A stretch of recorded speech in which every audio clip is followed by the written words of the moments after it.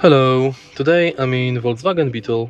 In this video I'll show you how to perform configuration wizard for the system.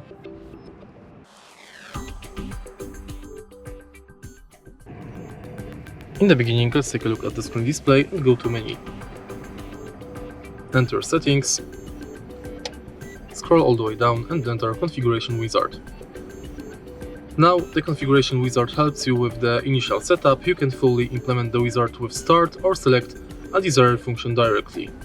So let's select start, and now we can configure our presets. Thanks to this function, the station with the strongest reception are searched for and stored. Do you want to start it now?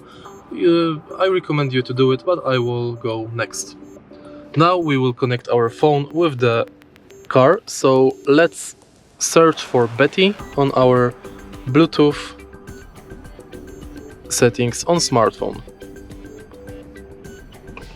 As you can see, I've got the Betty already connected, so let's press next. Select Betty,